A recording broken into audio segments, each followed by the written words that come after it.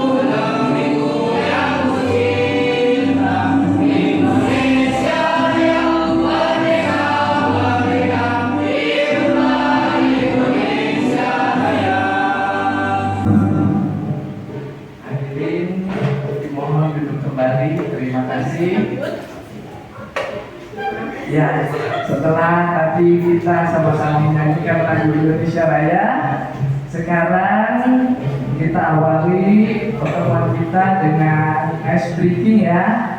Hal ini untuk menyemarakan dan juga menyemangati kita supaya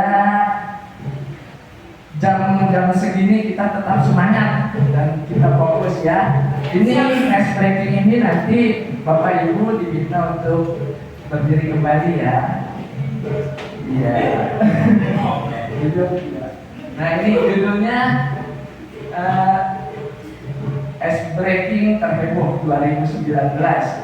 Ya, dipersilakan mencari tempat yang lowong ya, karena kita akan mengadakan gerakan. Ya.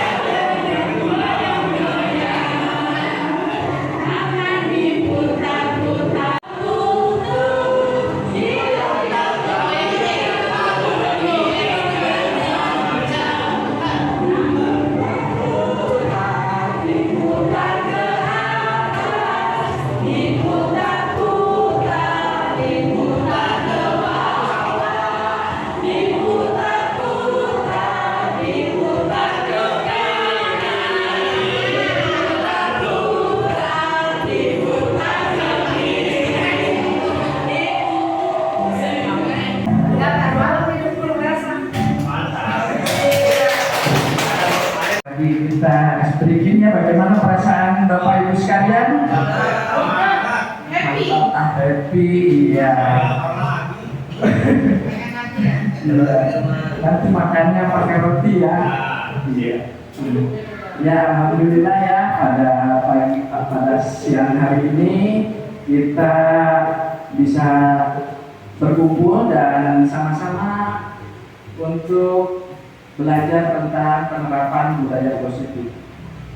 Hari ini saya mencoba apa yang telah saya dapati dari beberapa pembelajaran di dalam guru penggerak, yang mana pelajaran ini tentang budaya positif yang kita sama-sama sering lakukan dan juga sering kita terapkan ke anak-anak kita di SDN Wijaya Kusuma 02 pagi ini, yang memang penerapan budaya positif ini cukup bagus dan juga dapat memberikan pemahaman yang luar biasa buat anak-anak di sekolah kita, sehingga anak-anak ini bisa belajar dengan baik dan juga bisa berprestasi. Kita akan lanjutkan lagi. Untuk berikutnya saya minta sambutan dari Sekolah SDN Wijaya Kusuma, Ibu Siti Aminah Pede, kami persilakan. Terima kasih Pak. Assalamualaikum warahmatullahi wabarakatuh.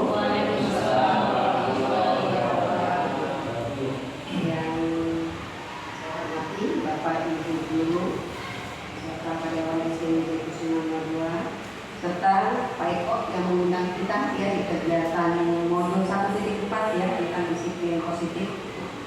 Sebelum saya lanjutkan, kita bersyukur kepada Allah SWT karena pada hari ini kita dapat berkumpul di kelas 1 untuk memotivasi ya, memberikan semangat kepada CGP yang ada di WK02. Bersyukur juga di tahun ini WK02 ada 2 calon guru penggerak, dan ini yang kedua ya untuk Pak Eko dan Ustadz Fauzan presentasi tentang modul 1.4. Saya sebenarnya tertarik sekali ya tentang disiplin positif. Kenapa tertarik dengan disiplin positif? Karena anak-anak kita saat ini sudah mulai terkikis disiplinnya, tanggung jawabnya. Inilah yang harus dibenahi oleh kita pihak sekolah, dan perlu adanya kerjasama dengan orang tua. Tidak bakalan sukses kalau hanya kita pihak sekolah yang bekerja keras untuk mendisiplinkan anak, tapi orang tua tidak peduli. Dan mohon maaf, kami kemarin sempat sharing tentang anak-anak bagaimana, anak-anak yang tidak mematuhi tata tertib sekolah. Perlu nggak kita beri sanksi? Sanksi yang seperti apa? Sanksi yang positif boleh. Kenapa? Kalau tidak diberi sanksi, anak-anak tidak tahu bahwa mereka sudah melakukan pelanggaran, tidak disiplin atau tidak mentaati tata tertib atau aturan yang ada di sekolah. Saya senang sekali dengan adanya CGP paparan ini. Kita saling sharing untuk memperbaiki karakter anak-anak kita di SDN Wijaya Kusuma 02 kali ini. Semangat untuk CGP ya yang ada di WK02, sukses selalu, dan saya selaku kepala sekolah dan teman rekan-rekan guru tetap memotivasi ya untuk suksesnya CGP yang ada di WK02. Terima kasih. Wassalamualaikum warahmatullahi wabarakatuh. Ya, terima kasih Bu Aminah yang telah memberikan semangat kepada saya dan juga rekan saya sesama calon guru penggerak dari SDN Wijaya Kusuma 02 pagi. Mudah-mudahan apa yang diharapkan dan apa yang juga dicita-citakan dari kita semua mendapatkan kemudahan dan juga mendapatkan kebaikan dari Allah Subhanahu wa Ta'ala. Amin amin ya rabbal alamin. Ya. Kali ini konsep utama dari modul budaya positif yang pertama adalah tentang tentang apa Bupati? Tentang perubahan paradigma belajar. Ya, betul sekali Bupati ya. Tentang perubahan paradigma belajar.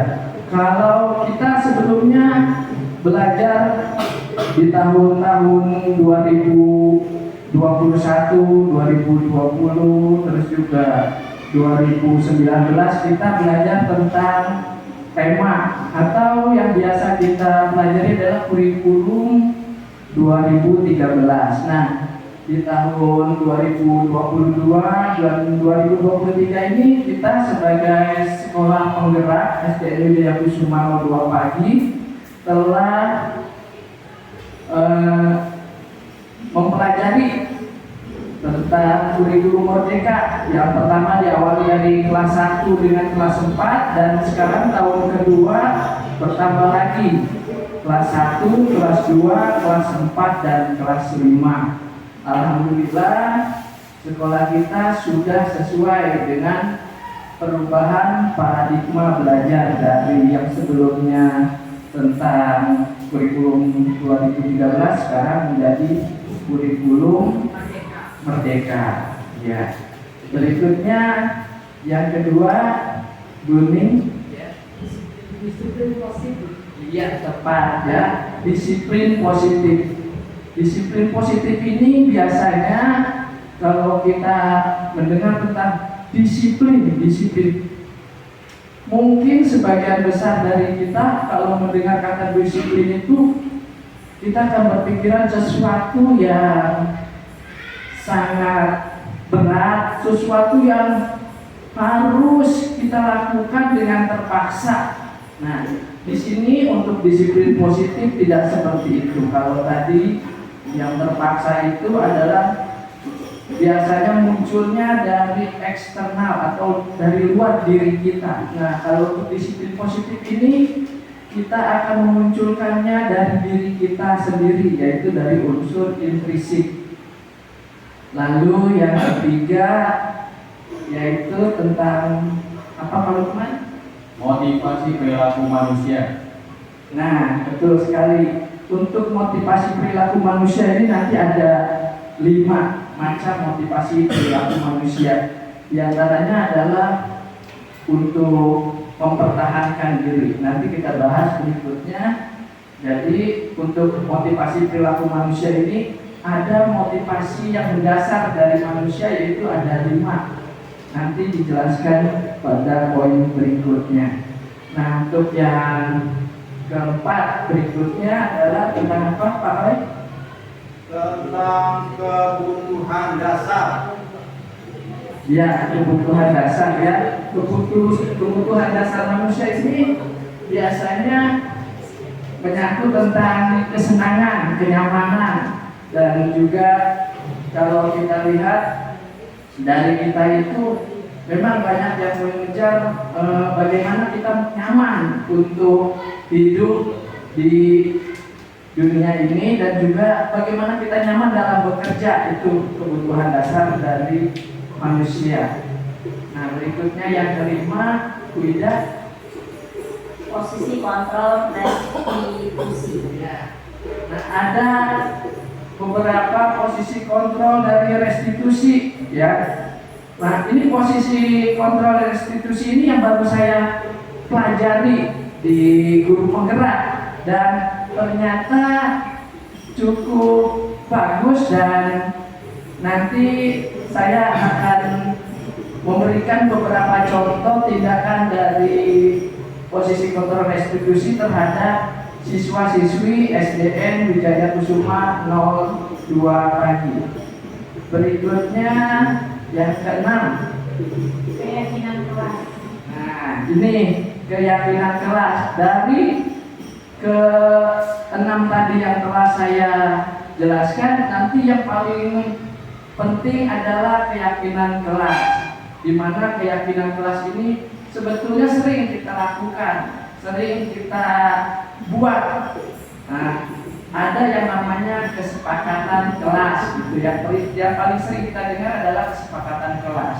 Tetapi ini yang terbaru yang saya dapatkan juga dari guru penggerak, yaitu tentang keyakinan kelas.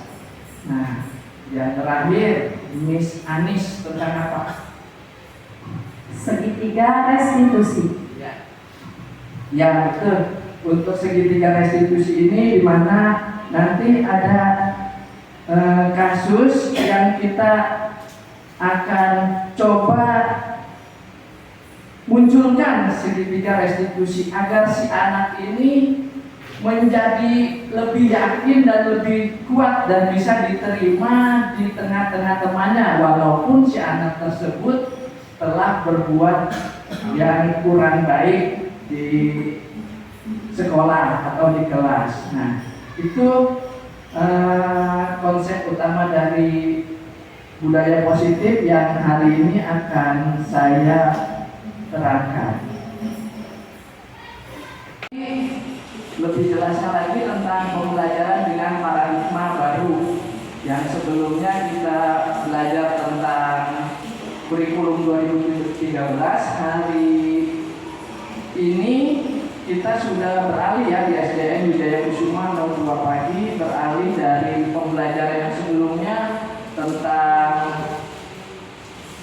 kurikulum 2013 menjadi kurikulum merdeka ya, yaitu pembelajaran yang terdiferensiasi. Apa itu yang dimaksud dari terdiferensiasi? Nah, itu Pak Paujan bisa menjelaskan.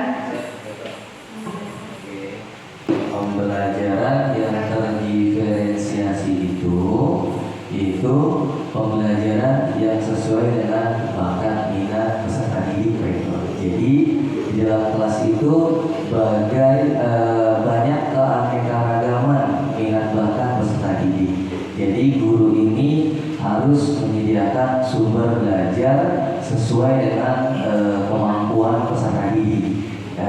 Minatnya misalkan peserta didik itu membaca, kita hadirkan sebuah buku.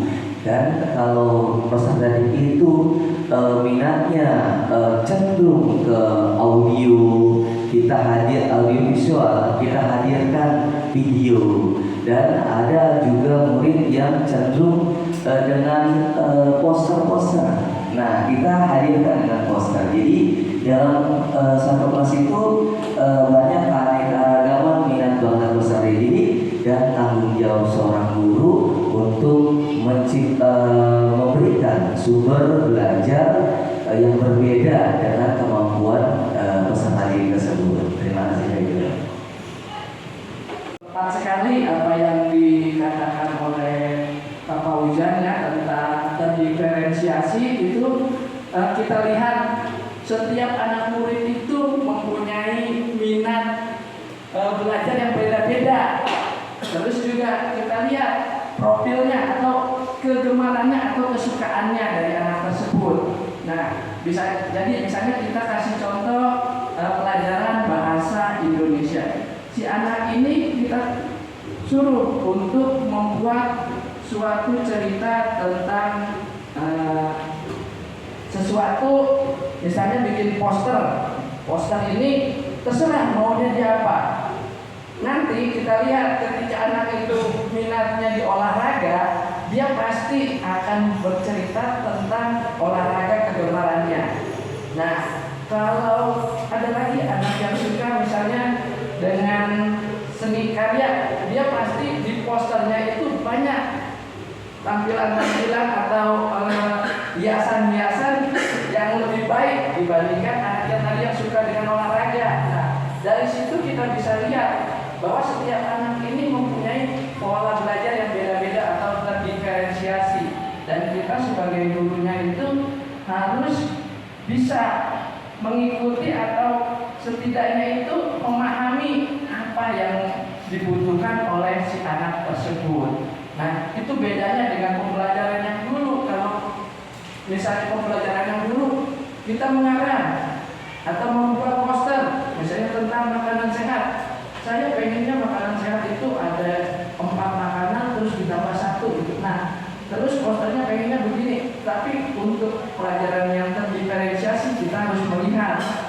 minat anak, terus bakatnya. Kalau anak itu misalnya berat sekali untuk menghias poster itu, pakai aja kata-kata yang sederhana, yang penting dia membuat gitu. Dan dari situ kita bisa melihat, oh ini anak ternyata kategorinya sedang, atau oh ini anak ternyata kategorinya mumpuni atau tinggi gitu. Jadi dari situ kita bisa lihat dari hasil poster yang dihasilkan oleh setiap anak. Itu adalah pembelajaran yang terdiferensiasi. Nah, di sini sesuai dengan kurikulum Merdeka tentang profil pelajar Pancasila. Di profil pelajar Pancasila sekarang ini kita ada beriman bertakwa kepada Tuhan Yang Maha Esa dan berakhlak mulia. Terus berkebinekaan global, bergotong royong, mandiri, kreatif dan bernalar kritis. Nah, dari sini kita sudah lihat bahwa mau dibawa kemana ini kurikulum Merdeka ini. Sepertinya memang kurikulum Merdeka ini mengharapkan agar anak-anak itu belajar sesuai dengan kemampuannya masing-masing. Nah, guru dituntut untuk mengikuti anak-anak. Jadi kalau kita sebagai guru, sebelum kita belajar itu kita harus bisa mengasesmen atau menguji sejauh mana tingkatan kemampuan si anak. Nanti kita buat 3 bagian.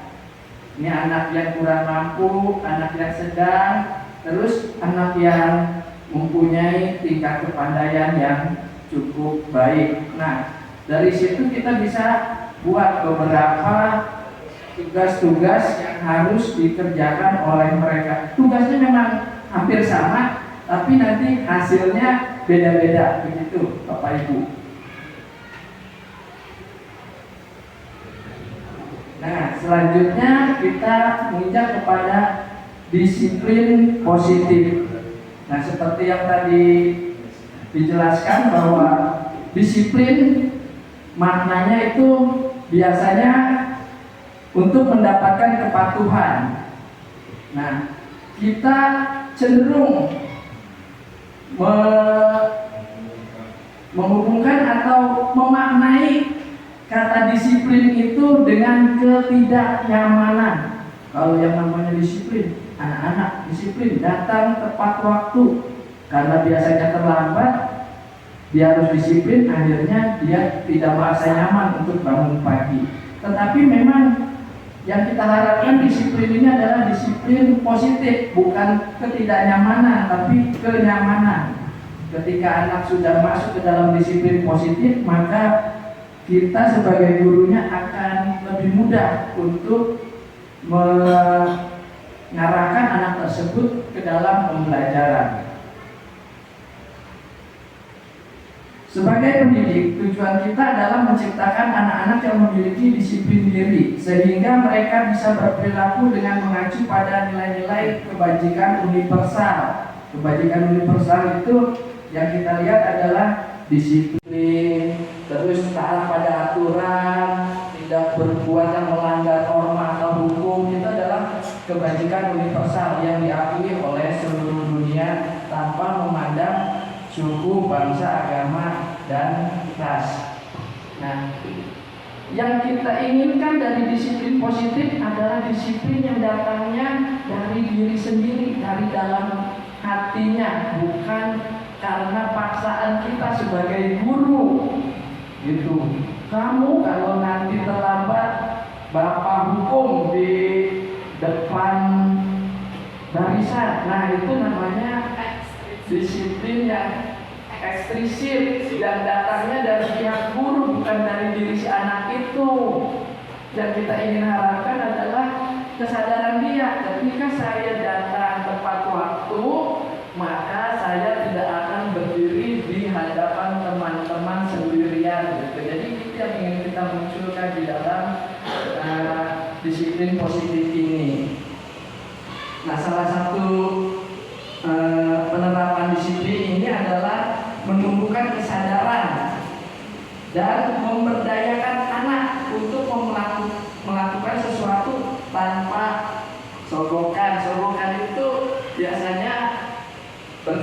dengan hadiah. Kalau kamu nanti bisa dapat nilai bagus, Bapak kasih duit 100.000 misalnya atau 10.000. Nah itu salah satu sogokan. Jadi kita minta kepada anak itu tanpa seperti itu pun dia sadar bahwa memang untuk belajar yang baik dan mendapatkan nilai yang baik itu karena saya membutuhkannya gitu. Iya, sadaran diri anak tersebut. Terus tidak ada ancaman. Selama ini ada beberapa siswa yang saya pernah ajari atau saya mengajar di kelas tersebut, anak tersebut ada yang diancam oleh misalnya orang tuanya, kalau kamu nanti tidak dapat nilai 100 nanti misalnya dicubit gitu, atau diomelin, atau uang jajannya dipotong, ya seperti itu. Terus ancaman ataupun hukuman. Nah, ini yang sering kita alami di dalam sehari-hari kita dalam mengajar. Nah, saya ingin beberapa tanggapan dari ibu-ibu dan bapak guru tentang pengalamannya ketika mengajar anak yang ada di kelasnya masing-masing. Satu saja yang paling menonjol di dalam kelasnya yang sering dikasih tahu atau diberikan tingkat kedisiplinan atau diberikan terus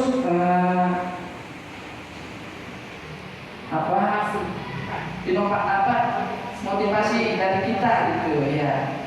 Kuning bisa menceritakan salah satu muridnya. Baik Pak Eko, terima kasih. Sehubungan dengan disiplin positif, pengalaman saya yaitu pada murid saya yang kelas 4 yang setiawan ya. Iya. Memang setiawan itu termasuk anak yang agak kurang disiplin. Dalam satu minggu itu bisa 1 atau 2 kali tidak hadir, tidak masuk kelas dengan berbagai macam alasan. Sekali dinasihati, 2 kali, 3 kali masih belum. Ada saja disampaikan kepada tantenya secara telepon, WA pun sudah. Dan akhirnya yang terakhir kita panggil orang tuanya. Kebetulan anak tersebut dirawat oleh tantenya, tidak dengan orang tuanya. Jadi kita panggil, kita temukan kedua orang tuanya dengan saya dan kepala sekolah. Minggu pertama, kedua lancar, ketiga, tapi terakhir ini sudah mulai Jumat ini dia tidak hadir. Sepertinya memang yang ada di dalam itu disiplin positif dari dalam ya, yang belum berjalan. Ya, jadi seperti itu yang saya rasakan. Jadi mudah-mudahan sih baru Jumat ini ya tidak hadir, mudah-mudahan Senin ini nanti hadir. Terima kasih. Iya, terima kasih Bu Ning, sama-sama. Dilihat pengalaman Bu Ning tentang mendisiplinkan anak cukup bagus ya. Selain kita juga berkomunikasi dengan si anak, kita juga bekerja sama atau berkolaborasi dengan kedua orang tuanya. Walaupun untuk kasus ini kedua orang tuanya tidak aktif, tetapi ada saudaranya atau paman atau bibinya yang aktif, dan kita sebagai pendidik harus dan kalau bisa terus untuk bekerja sama dengan orang tua agar kedepannya ini anak ada timbul keinginan yang baik dari dalam dirinya sendiri gitu, bukan karena harus diingatkan lagi, harus dikasih motivasi atau kita kasih ancaman gitu atau hukuman. Nah itu cara-cara seperti yang tadi Ibu lakukan itu sudah bagus sekali ya, berkolaborasi dengan orang tua agar si anak ini menjadi lebih baik lagi dan bisa diajak disiplin untuk hal-hal yang positif. Ya, itu tentang disiplin positif. Dan berikutnya kita lanjutkan lagi mengenai motivasi perilaku manusia. Nah, di sini motivasi yang biasa dilakukan atau perilaku manusia ini timbul pada diri seseorang secara sadar atau tidak sadar untuk melakukan suatu tindakan dengan tujuan tertentu. Biasanya motivasi dari manusia adalah menghindari ketidaknyamanan dan hukuman. Nah, di sini yang kita lihat adalah biasanya murid itu melakukan disiplin diri karena ia tidak mau dihukum atau takut untuk dihukum. Nah, ini merupakan motivasi ekstrinsik, di mana motivasi ini datangnya dari kita sebagai pendidik atau pengajar yang memberikan beberapa aturan di sekolah agar anak bisa disiplin diri. Nah, ini disiplin ini memang yang tadi Ibu sebutkan, Ibu Kepala Sekolah, ini terjadi beberapa penurunan yang cukup lumayan di SDN kita sejak pandemi, karena beberapa anak saya perhatikan ini harus lebih didisiplinkan lagi. Nah, pertama memang harus ada aturan. Yang kedua itu kita munculkan bahwa disiplin itu harus datang dari diri mereka sendiri. Mereka membutuhkan disiplin dan kita sebagai guru itu harus terus mengingatkan bahwa disiplin itu yang paling baik adalah dari diri masing-masing individu. Lalu biasanya motivasi dari manusia untuk mendapatkan imbalan atau penghargaan dari orang lain. Nah, murid yang melakukan disiplin diri seperti ini biasanya ingin mendapatkan imbalan. Nah, ini kalau imbalan ini masih dikategorikan sebagai motivasi yang dari luar atau ekstrinsik. Ya, ketika dia tidak mendapatkan imbalan, dia nggak mau melakukan apapun yang harusnya secara positif harus dia lakukan gitu untuk dirinya sendiri, tetapi karena tidak ada imbalan tidak dilakukannya. Terus yang paling baik adalah menghargai nilai kebajikan diri sendiri. Nah, yang ini adalah murid melakukan disiplin diri karena dia sadar akan nilai kebajikan dirinya. Jadi kalau dia disiplin, maka dirinya itu akan lebih baik. Kalau dia disiplin, maka sesuatu dalam dirinya yang tadinya tidak baik akan menjadi baik. Itu yang harus kita berikan pemahaman kepada anak-anak murid kita. Nah, motivasi ini memang dibutuhkan pengalaman kita sebagai pendidik, bagaimana bisa menumbuhkan dan juga menimbulkan motivasi intrinsik yang positif ini kepada murid-murid kita. Ini diperlukan beberapa kerjasama dari berbagai pihak. Tidak juga kita sebagai guru sendirian bekerja. Tidak juga anak itu muncul kesadarannya dari dirinya sendiri secara tiba-tiba. Tidak, tapi adanya kolaborasi dari kita sebagai guru, terus juga dengan orang tua untuk memberikan pemahaman di rumah. Yang paling penting adalah kita sebagai guru sudah mendidik mereka sebaik dan semampu yang kita bisa berikan kepada mereka. Kata restitusi, yang pertama pengertiannya. Restitusi adalah proses menciptakan kondisi bagi murid untuk memperbaiki kesalahan mereka, sehingga mereka bisa kembali pada kelompok mereka dengan karakter. Kita lanjutkan lagi kepada kebutuhan dasar manusia. Yang paling dasar dari kebutuhan kita adalah bertahan hidup, di mana bertahan hidup ini berkaitan dengan bagaimana kita bisa beraktivitas.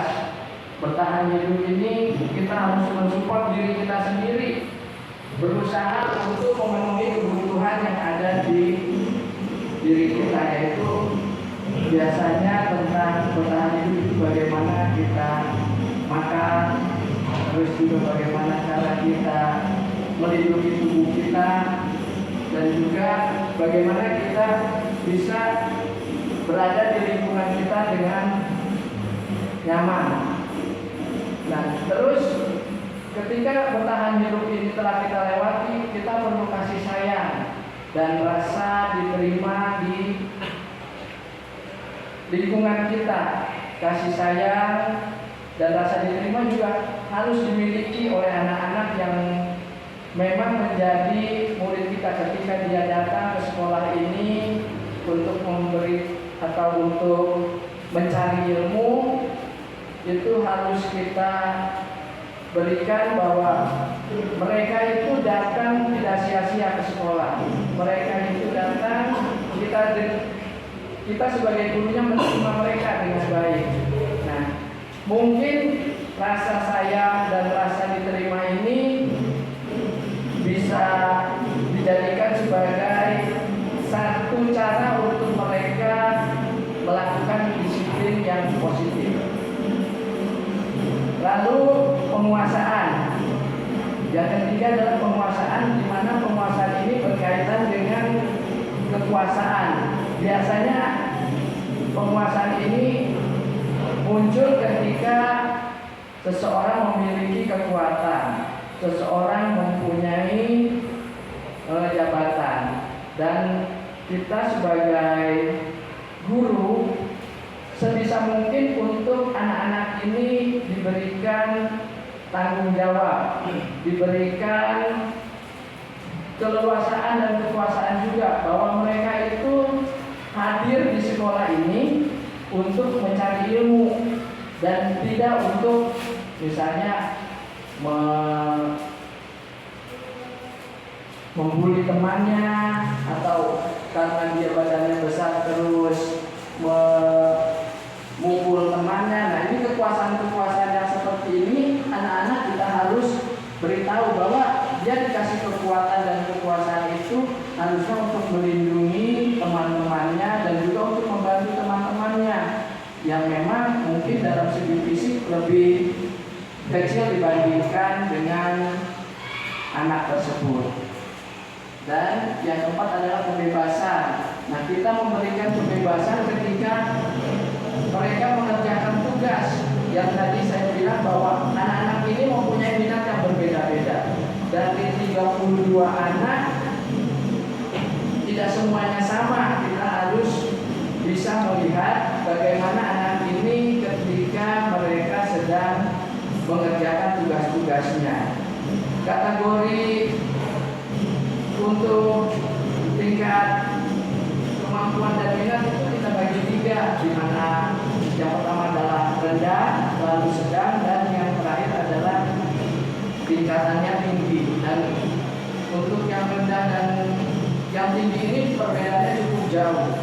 Untuk yang rendah bisa kita berikan tugas-tugas yang sederhana, dan untuk yang tingkatannya tinggi ini bisa kita berikan tugas yang cukup banyak, ataupun untuk ditambah tugas-tugasnya dari teman-temannya yang tadi kategorinya rendah.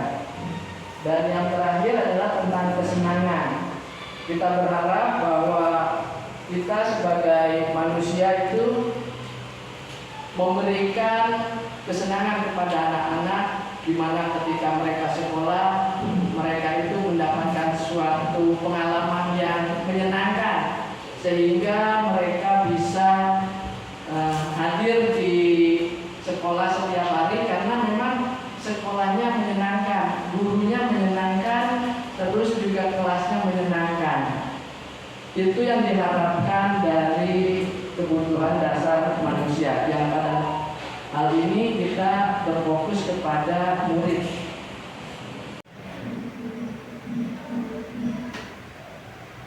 Nah, ada beberapa disiplin yang biasanya sering terjadi di sekolah, yaitu tentang hukuman. Saya minta pendapatnya dari Bapak Ibu sekalian, apa itu konsep tentang hukuman? Pak Faris? Konsep hukuman itu sebenarnya mengikat, jadi ada beberapa poin yang akan disampaikan dari konsep hukuman. Yang pertama adalah menyakitkan, yang kedua rasa tidak nyaman, yang ketiga murid merasa jadi takut, yang keempat sifatnya memaksa, kemudian menyembunyikan kesalahannya, dan yang terakhir menjadi rendah diri. Terima kasih. Ya, terima kasih Pak Farid. Ya, benar. Jadi kalau kita melihat konsep disiplin ini, ada beberapa konsep, yaitu hukuman. Nah, ini masuk kategori kepada konsep disiplin yang ternyata gagal gitu ya. Dimana ini biasanya konotasi ataupun maksud dari hukuman biasanya menyakitkan untuk murid kita. Terus murid juga tidak nyaman ketika mendapatkan hukuman. Terus murid menjadi takut karena mendapat hukuman. Terus juga hukuman itu sifatnya memaksa, mau tidak mau, suka tidak suka dia harus lakukan. Terus murid biasanya menyembunyikan kesalahan karena takut dihukum. Dan murid biasanya setelah ketahuan dapat hukuman dia menjadi rendah diri. Nah, ini satu konsep disiplin di sini yang saya dapatkan dari guru penggerak, ternyata ini adalah disiplin yang gagal. Terus penghargaan, walaupun kita lihat penghargaan itu baik, positif ketika anak mendapatkan juara atau mendapatkan prestasi, harus kita hargai, gitu. Harus kita misalnya kita kasih kata-kata pujian atau kata-kata yang menyemangati terus gitu. Nah, di sini ternyata penghargaan yang saya tahu tidak efektif. Terus merusak hubungan atau jadi sifat iri. Mungkin buat anak yang tidak mendapatkan juara atau prestasi, dia jadi iri. Mungkin di situ sifatnya. Terus mematikan kreativitas ketika anak-anak yang tidak mendapatkan penghargaan atau tidak juara, dia seolah-olah ya saya tidak bisa gitu. Ya saya tidak mampu seperti mereka. Padahal sebetulnya kita mendorong mereka yang tadinya tidak mampu itu inginnya menjadi mereka yang berprestasi. Nah, terus penghargaan juga ternyata menghukum dengan sifat sistem ranking. Nah, yang juara 1, 2, 3 dia merasa bangga. Yang juara 26 ke atas merasa kayaknya ya saya nggak pantas dan gitu. Terus penghargaan juga merasa menghargai dirinya. Jadi kalau dia nggak dihargai, dia merasa sia-sia saya mempunyai prestasi gitu. Jadi ketika dia punya prestasi harus dihargai gitu. Itu yang ada di dalam diri anak tersebut.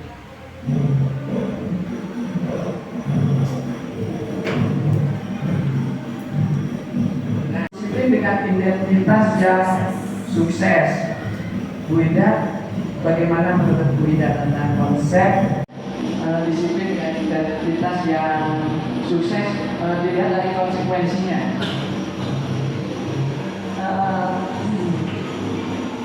Aja saya belum mendapatkan pengetahuan tentang ini ya. Yang jelas antara disiplin dengan sukses itu memang berbanding lurus. Artinya ketika seseorang itu mendisiplinkan dirinya atau bertingkah laku disiplin, itu insya Allah dia akan sukses ke depannya. Adapun mengenai konsekuensi itu adalah sebuah efek dari perilaku disiplin itu sendiri, yaitu pada jangka pendek maupun jangka panjang.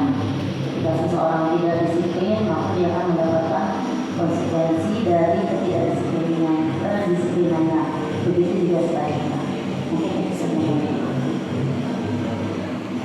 Terima kasih Bu Ida. Ya, betul sekali apa yang diutarakan oleh Bu Ida tentang konsep disiplin dengan identitas sukses, konsekuensinya. Nah, di sini yang untuk konsekuensi itu kepada murid, ya. Biasanya kalau kita konsekuensi untuk disiplin itu penguatannya jangka pendek, konsekuensi. Nah, terus perlu mentoring atau berkelanjutan, perlu diperhatikan terus harus dikasih respon. Lalu murid menghormati peraturan, berarti ini ada peraturannya bahwa anak tersebut harus melakukan disiplin. Terus kehilangan waktu untuk merenungi kesalahan karena terlalu cepat, jadi kehilangan waktu untuk merenungi kesalahannya, itu konsekuensinya. Nah, konsekuensi ini biasanya berkaitan dengan peraturan atau kesepakatan yang biasa kita buat. Nah, di guru penggerak ini ada yang lebih baik lagi selain kesepakatan atau konsekuensi, yaitu restitusi. Nah, restitusi ini yang saya terima dari guru penggerak adalah murid itu selalu bertanggung jawab untuk setiap yang dia lakukan. Jadi ketika dia melakukan sesuatu itu, dia udah tahu akibatnya. Dia sudah tahu apa yang harus dia pertanggungjawabkan ketika dia melakukan hal tersebut. Terus fokus pada pemecahan masalah jangka panjang. Nah, karena datangnya dari diri dia sendiri, maka dia selalu ingat dan selalu berusaha untuk disiplin. Jadi tidak ada yang memberitahu, tapi memang dia udah punya kemampuan dari dirinya sendiri. Anak-anak yang mempunyai disiplin yang positif, yang berasal dari dirinya sendiri. Dan murid menghormati dirinya dan orang lain tanpa diberitahu, dia sudah bisa menghormati dirinya dan orang lain. Nah, ini masuk juga dengan teori kontrol. Dirinya memegang kontrol penuh atas semua keinginannya, semua kemampuannya, semua tingkah lakunya. Jadi kendalinya itu ada di dirinya sendiri. Dan murid ini selalu bersemangat untuk memperbaiki kesalahan dan dia berusaha untuk mendisiplinkan dirinya sendiri. Jadi ketika dia, tindakan saya seperti itu salah, berarti saya harus memperbaiki lagi kesalahan saya, dan itu muncul dari dirinya sendiri.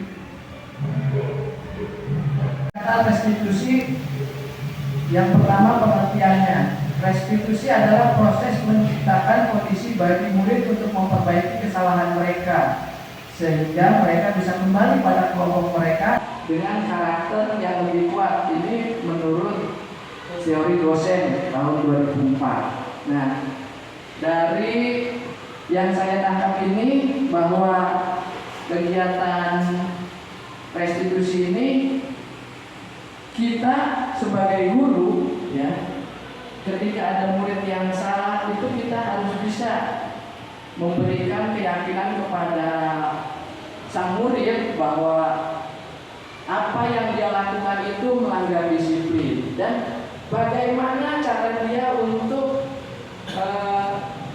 kembali kepada disiplin yang positif tersebut. Itu pemecahannya dari dirinya sendiri. Ketika kita buat suatu keyakinan dan mereka melanggar keyakinan itu, dia akan berusaha untuk mencari jawabannya bahwa apa yang dilakukannya itu tidak baik buat dirinya sendiri, terutama untuk dirinya. Jadi mereka bertanggung jawab dengan dirinya sendiri. Ciri-ciri dari restitusi adalah bukan menebus kesalahan, tapi belajar dari kesalahan. Terus memperbaiki hubungan. Terus ada tawaran dari kita sebagai guru dan bukan paksaan. Terus menuntun untuk melihat ke dalam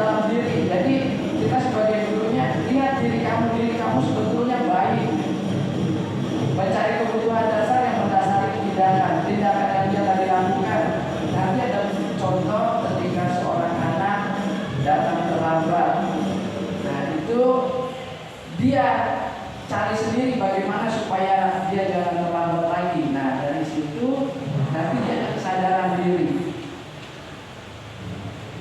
Lalu fokus pada karakter, pada kemampuan anak atau pemahaman anak tersebut, bukan pada tindakan yang tadi dia lakukan salah itu kita yang fokus ke situ, tapi pada karakternya. Karakter anak ini bagaimana?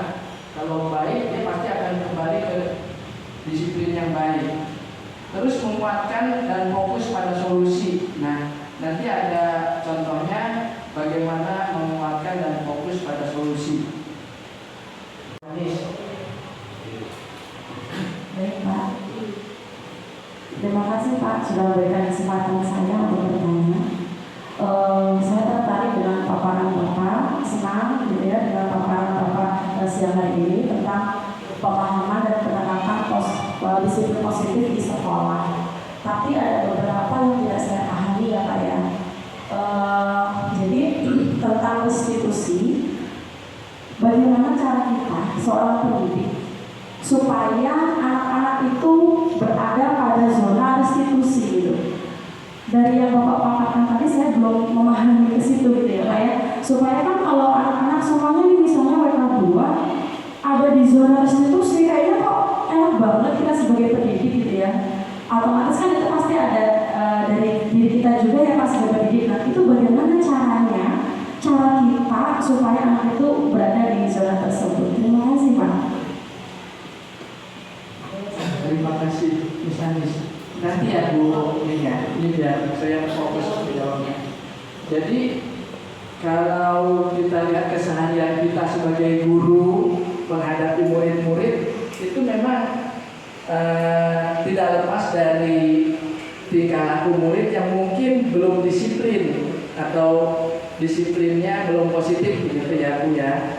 Nah, ketika ada anak seperti itu, yang pertama kita lakukan adalah kita buat keyakinan dulu. Jadi sebelum kita beranjak kepada restitusi, kita buat keyakinan dulu. Nah mungkin kalau kita sebagai guru kelas, kita bikin keyakinan yang biasanya yang saya sering dengar itu kesepakatan. Ya. Nah kalau kesepakatan dengan keyakinan, bedanya adalah kalau kesepakatan dari eksternal atau ekstrinsik, dari luar, dari kita sebagai guru gitu. Nah kalau restitusi itu dari dirinya dia.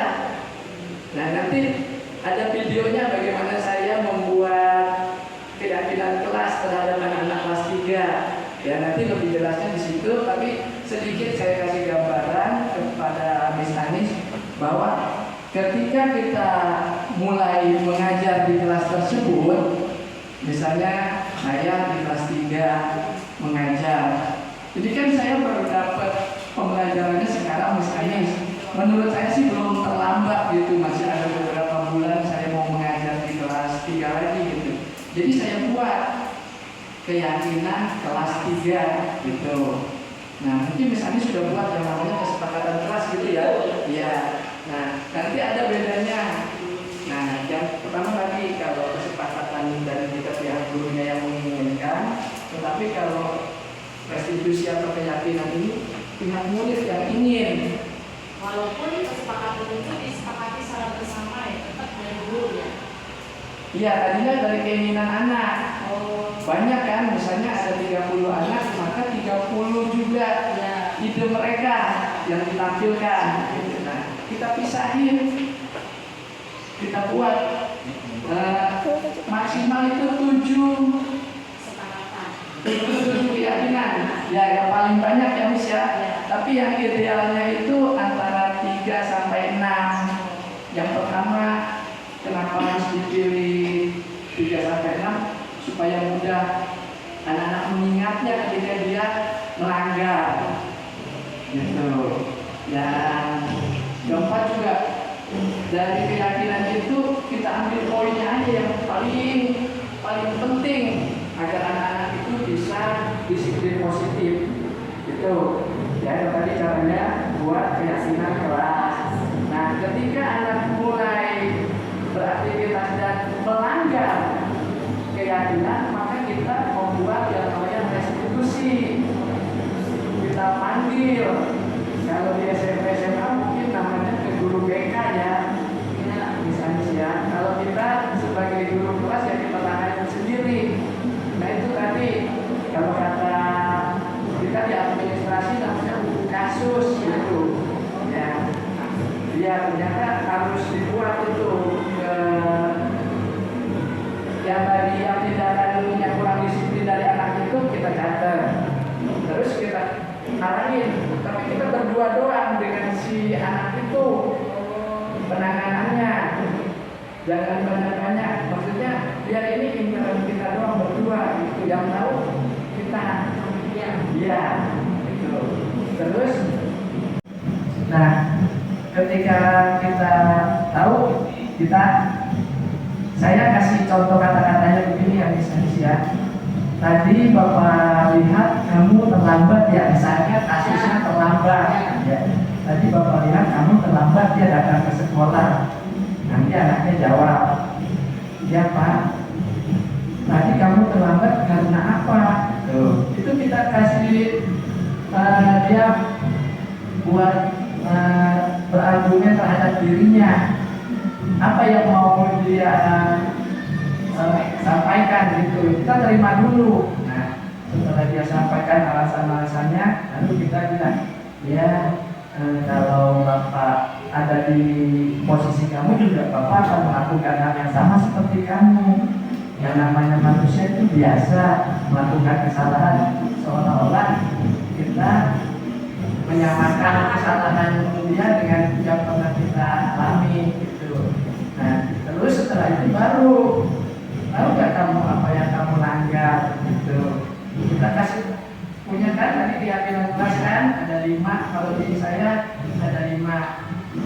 Nah, kemudian dia kasih disiplin Pak gitu. Nah, kamu tahu itu kamu langgar disiplin.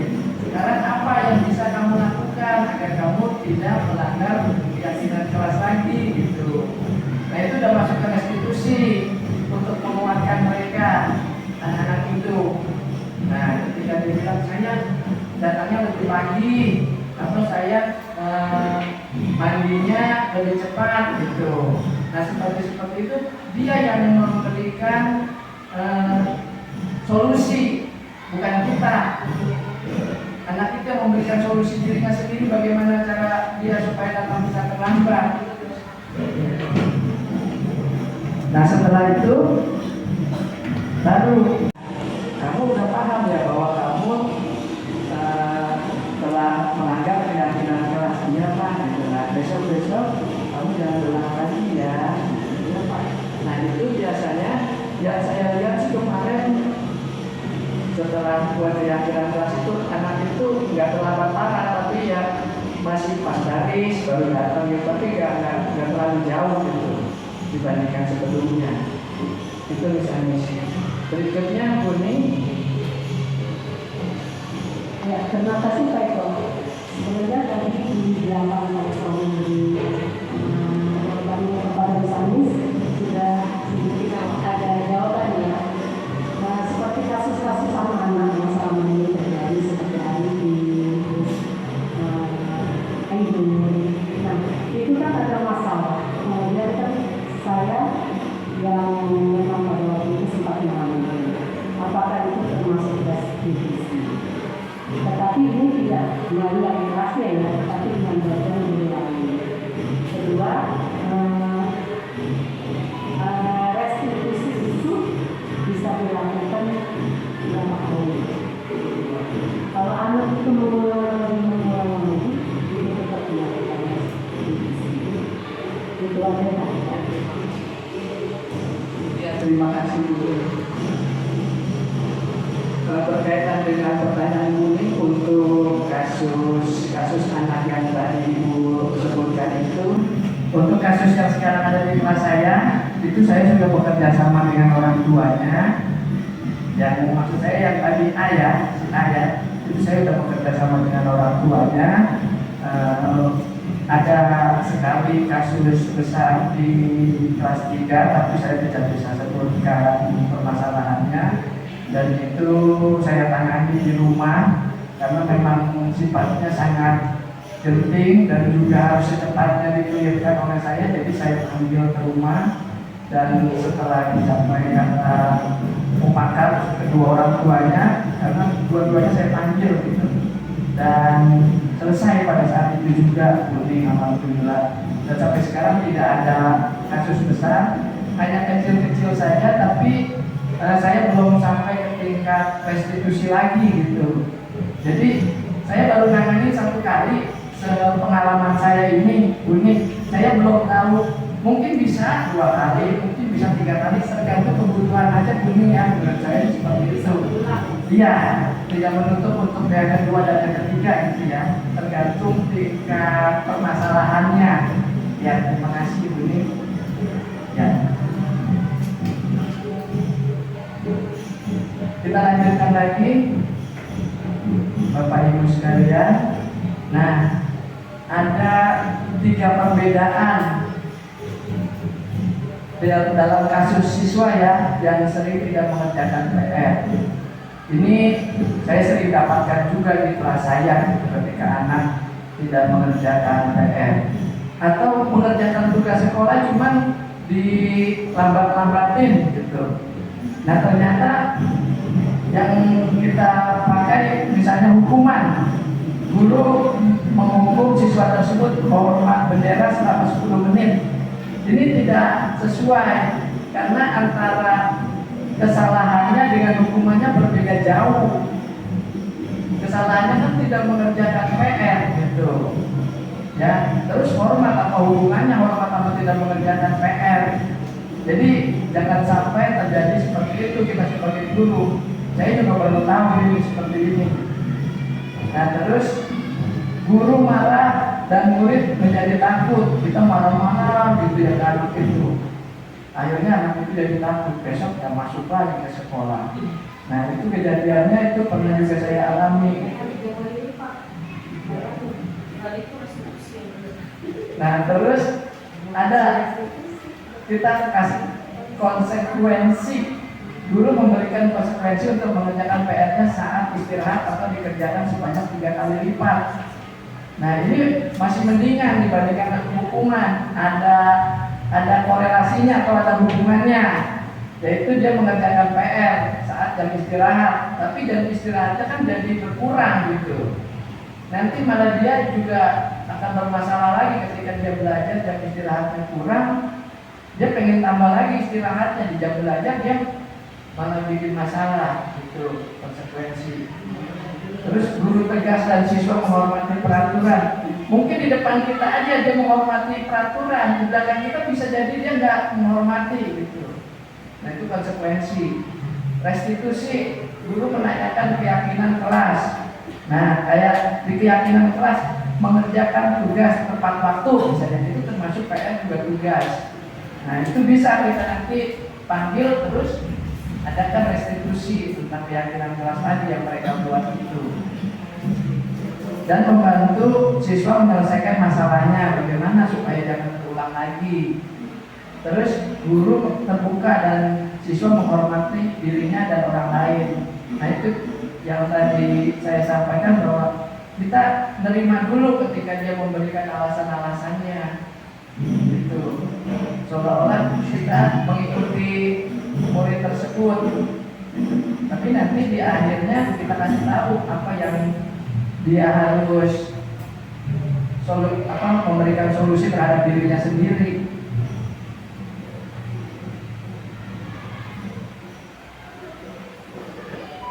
Nah, ini 5 posisi kontrol restitusi yang kita sebagai guru, yang kita sering alami, sering lakukan di dalam kita mengajar. Ada guru penghukum. Kalau ada yang salah, tugasnya guru tersebut menghukum anak yang salah. Nah, ini juga pernah saya lakukan gitu. Terus membuat rasa bersalah. Itu anak salahnya sekali, tapi sering dibikin salah lagi gitu. Walaupun dia tidak berbuat salah karena dia pernah salah sekali, akhirnya dikasih cap bahwa dia salah terus sama kita. Terus juga ada guru yang seperti teman, sering main gitu, tidak dihormati. Ada seperti itu. Terus pemantau. Nah, gurunya cuma iya. Nah, itu tipe pemantau. Nah, ternyata dari 4 tadi guru itu kita harus berubah ke posisi guru yang manajer. Di guru manajer itu guru yang sangat ideal pada saat ini. Saya mungkin baru mencoba tahap itu dan saya berusaha untuk sampai di tahap itu menjadi guru yang manajer. Nah, Bapak Ibu juga perlu juga nanti pemahaman tentang guru yang manajer itu seperti apa. Ya, jadi hampir tadi seperti restitusi, ya kita ikutin alurnya itu, terus nanti kita kasih pemahaman tentang keyakinan kelas, terus baru kita berikan mereka bagaimana solusinya untuk menghadapi atau menghilangkan masalah tersebut itu tipe manajer. Ya, jadi kita ketika anak salah jangan menghukum. Jadi nanti di tahap yang 4 tadi itu ada yang perlu kita kurangi gitu untuk sampai untuk menjadi seorang manajer. Di sini ada contoh kasus siswa tidak memakai atribut lengkap saat upacara bendera. Kalau tipe penghukum itu patuhi aturan sekolah lalu berdiri di depan barisan, gitu. Itu tipe penghukum. Terus pembuat rasa bersalah. Berapa kali Bapak harus memberitahu kamu, Bapak kecewa sama kamu, gitu. Itu tipe pembuat rasa bersalah. Terus tipenya teman, ayolah yang tertib, buat Bapak bangga.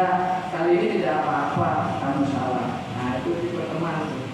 Terus tipe pemantai, kamu sudah melanggar apa peraturan dan konsekuensinya. Nah, itu pemantau.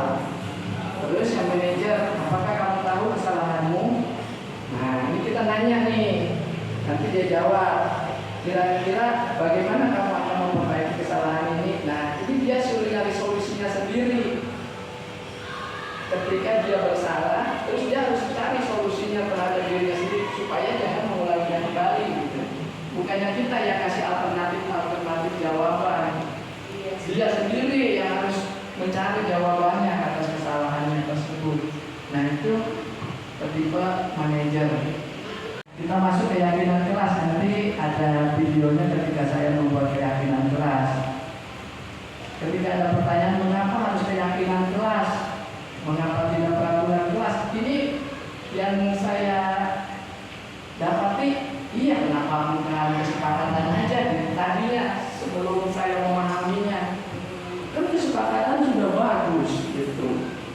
Apa ada yang lebih bagus lagi? Ternyata ada keyakinan gitu.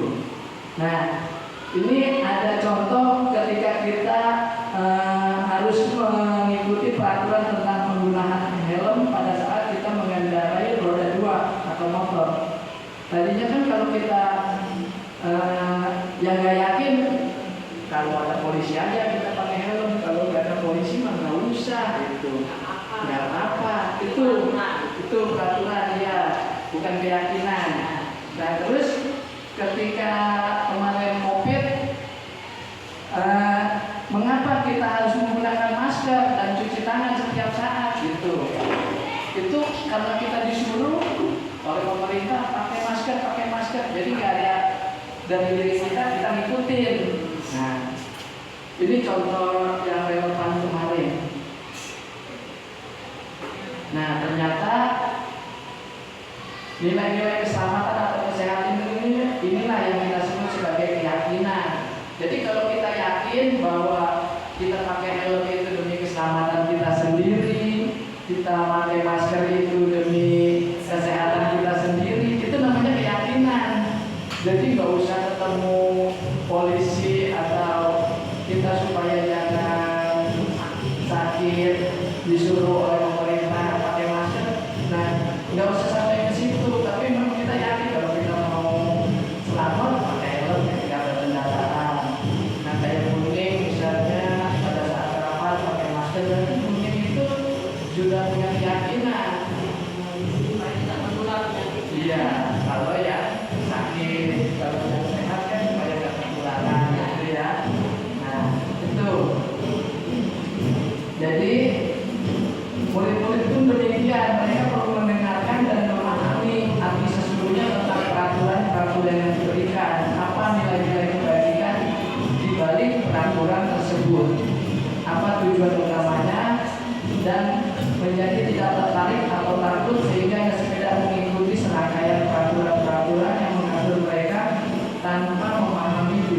tujuan mulianya.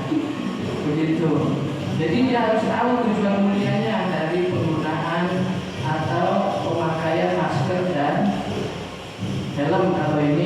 Kalau di kita tentang disiplinnya. Yang pertama lebih abstrak dari peraturan.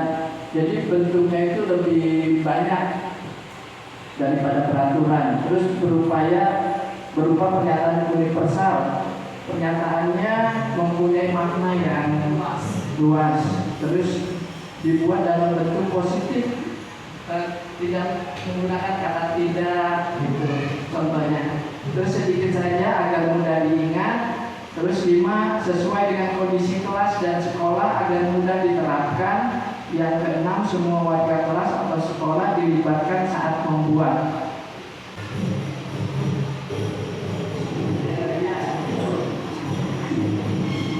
Nah ini di kelas 3 saya panggil satu-satu anaknya, suruh buat sendiri.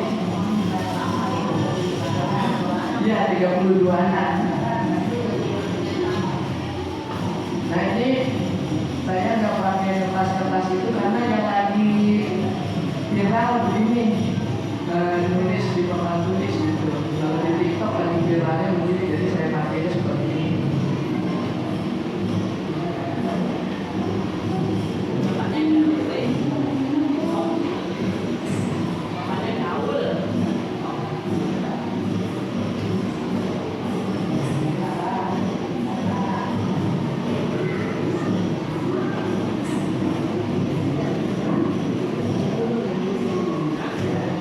Pakai bentuk awan, jadi bentuk awan ditulis.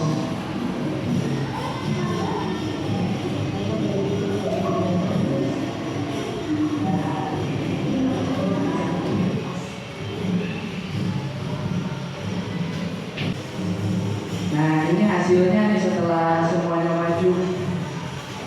Ya dengan kelas 3 masih ada kata-kata yang pakai tidak. Nah nanti kita kasih pemahaman ke anak-anak. Kita nggak pakai kata tidak ya, karena kata tidak itu tidak positif gitu. Kita ganti yang positif ya gitu.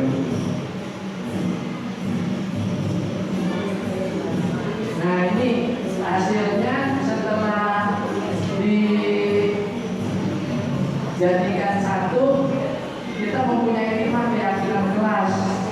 Yang pertama datang tepat waktu, ini termasuk dalam disiplin datang. Terus menjaga kebersihan itu bisa piketnya, terus bisa buang sampahnya jangan sembarangan, baik di kelas maupun di luar kelas. Terus meminta izin itu ketika dia akan buang air kecil atau untuk bertanya, ya terima kasih Bu. Ketika dia bertanya, gitu dia harus mengangkat tangan dulu untuk minta izin untuk diberikan bicara, gitu. Nah jadi walaupun satu tapi artinya banyak, gitu. Ya. Terus menghormati guru dan teman itu tadi jangan berantem, itu kan menghormati teman.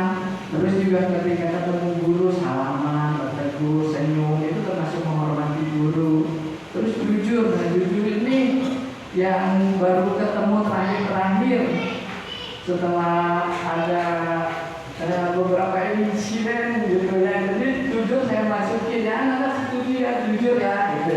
Dan alhamdulillah sekarang ketika ada tadi misalnya barang hilang balik lagi gitu karena udah jujur. Ya itu alhamdulillah keyakinannya sampai saat ini berjalan gitu. Dan keyakinan ini tidak menutup kemungkinan untuk diganti atau dirubah sesuai dengan kondisi. Kalau sudah 5 bulan kondisinya perlu tambahan atau perlu ada yang direvisi, kita tambah revisi. Yang penting jangan lewatin 7 aja. Ya, ini baru 5 masih ada 2 gitu, boleh tambah. Iya supaya gampang diingatnya anak-anak. Itu maksudnya kalau anaknya pintar sampai ngapalin sampai 10 sih nggak apa-apa kali. Ya tapi yang paling gampang dikit ya. Pak Ojan kemarin berapa Pak? 3. Nah Pak Ojan malah 3 tuh ya. Tapi mencakup banyak ya Pak ya, tanam universal ya. Iya. Nah seperti itu. Ini saya kebetulan ngambil 5 karena sesuai dengan Pancasila. Nah, ini segitiga restitusi, nanti ada videonya ketika ada anak yang perlu kita disiplinkan gitu ya. Nah ini yang segitiga restitusi itu yang pertama anak kita menstabilkan identitas.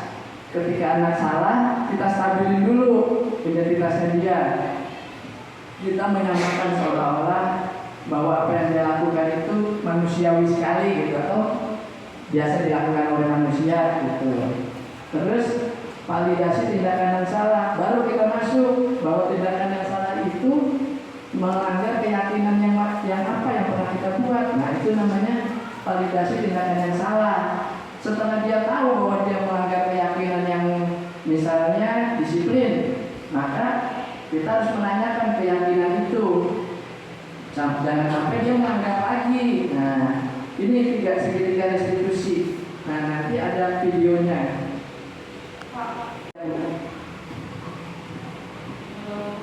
Kalau di yang kita jalankan selama ini gitu ya Pak, sebelum tahu pengalaman yang restitusi dari Pak Fauzan, dari Pak Eko gitu ya, bahkan sudah tahu pun masih berjalan di sekolah kita, khususnya di hari Senin.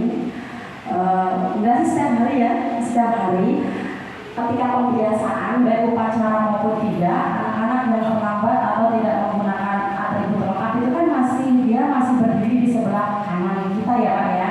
Nah itu bagaimana Pak? Terus seandainya kita sudah melakukan restitusi terhadap anak-anak tersebut, tetapi dia itu belum ada perubahan, terus melakukan melanggar gitu. Itu bagaimana? Apakah terus restitusi terus atau bagaimana ya Pak? Ya terima kasih Miss Anis. Nah, sepengetahuan saya nanti mohon dikoreksi juga oleh Bapak Ibu Pak Fauzan kalau misalnya punya ide saya sih begini. Ketika anak yang melanggar itu ada di sebelah kanan kita, itu sebaiknya direstitusi, dipanggil satu-satu yang jadi masalah. Yang makin siapa gitu. Jadi kita punya tanggung jawab masing-masing sebagai guru. Kelas itu kali ya Pak? Ya sebagai guru kelas. Ketika selesai upacara kan kita harus ngajar. Kita harus ngajar 32 anak tadi. Yang jadi masalah di anak siapa itu kan? Harusnya ada yang nanganin gitu. Bapak, gimana kalau misalnya kita lihat masing-masing guru dilihat itu kelas berapa? Jadi yang melakukan restitusi itu tanggung jawab guru kelas masing-masing gitu ya Pak ya? Itu juga bagus. Ya boleh itu dilakukan gitu ketika nanti. Jadi ketika selesai dari situ kita udah data si A, si B, si C kelas ini. Jadi masuk kasus ya Pak ya? Iya, masuk kita cari waktu yang kita sedang tidak ngajar, kita butuh waktu berdua sama dia nih untuk merestitusi dia, gitu. Nah, waktunya itu kan kita harus tentukan, misalnya jam istirahat nggak mungkin anak pengen istirahat, kan waktunya juga kita nggak tahu, bisa 30 menit atau 1 jam, atau bisa 15 menit atau 5 menit saja kita restitusi anak itu. Ya, jadi yang pertama kita panggil satu-satu, kita butuh waktu. Seandainya memang kayaknya 5 menit jam istirahat cukup lah, panggil. Jadi bagaimana kita menyikapinya aja untuk merestitusi anak itu. Kalau di saat jam pembelajaran itu nggak boleh ya Pak ya? Kalau jam pembelajaran kan anak-anak lain dengar nih. Maksudnya dipanggilnya nggak di dalam kelas itu dikerja? Di ruangan khusus ya? Iya, tapi Boleh. anak-anak lain itu lagi dikerjakan tuh boleh nggak dipanggil sendiri dia di ruang khusus gitu? Iya boleh. Oh, iya. Boleh. Pak Fauzan mau menanggapi? Iya. Terima kasih Pak Eko. Coba jawab ya Bu Anis terkait pelanggaran peserta didik. Kita akan mengaplikasikan segitiga restitusi. Nah, ketika peserta didik ini membuat kesalahan di hadapan kita, sedangkan kita ini sedang mungkin kita lagi memberikan materi ataupun yang lain, kita bilang ke murid terlebih dahulu bahwasanya nanti setelah istirahat atau jam pulang sekolah bertemu dengan Bapak ya. Nah, seperti itu yang saya pelajari. Jadi melakukan segitiga restitusi ini betul tadi kata Pak Eko, harus berdua, dan waktunya itu waktu di jam di luar pelajaran, di luar pembelajaran, supaya anak murid ini tetap menerima pembelajaran dari gurunya, mendapatkan materi pada hari itu, dan kesalahannya itu bisa diperbaiki di luar jam pembelajaran, jadi tidak terganggu seperti itu.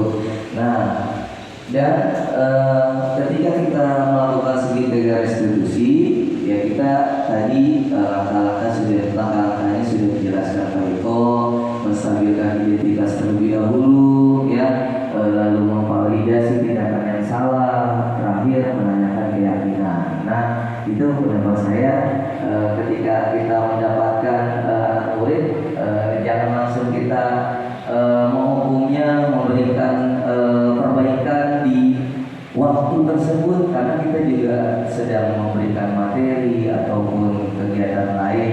Dan kalau di SD kan nggak ada guru BK ya, nggak ada guru BK. Jadi tadi setuju saya pendapat Bu Anis, kalau misalkan muridnya kelas 5B, ya berarti Bu Anis yang akan menangani kasus tersebut. Nah, tapi tetap guru agama itu mendampingi, gitu. Guru agama mendampingi, ataupun misalkan atau misalkan dia kejadiannya itu di guru PJOK. Misalkan ada pembelajar PJOK, dia melakukan kesalahan, dia itu kelas 5B, berarti yang hadir itu Bu Anis, Pak Roy. Kemudian setelah distabilkan, ada keyakinannya dikaitkan, guru agama ini hanya memberikan nilai-nilai pendidikan Islamnya, supaya penanaman perilaku tersebut supaya tidak terulang kembali, seperti itu. Bahwasanya perilaku itu tidak baik, seperti itu mereka. Maaf kalau kurang. Terima kasih banyak Pak Paujan dan Miss Anis ya. Tadi dari penjelasan Pak Paujan itu cukup bagus ya, dan bisa memberikan solusi buat kita ya, bagaimana menangani anak-anak yang disiplinnya perlu ditingkatkan lagi. Kita lanjutkan. Nah, ini ada contoh di kelas 3 tidak terima ketika pelajaran di kelasnya ada yang bercanda.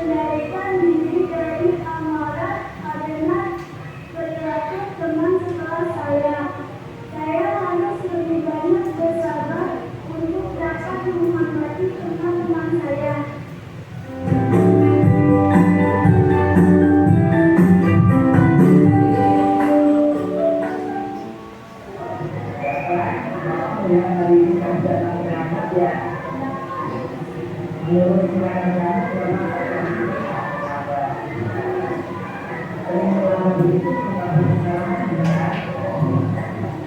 baik datang manusiawi hormat karena berbuat kesalahan dan hanya dari bisa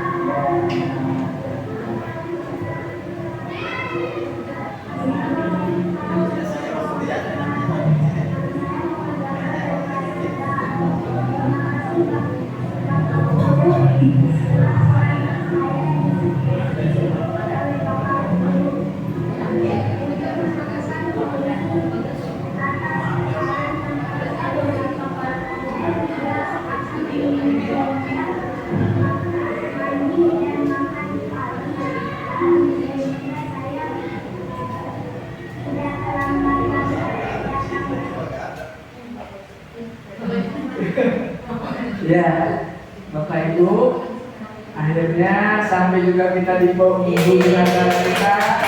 Terima kasih banyak atas kehadiran dan juga bantuannya kepada saya.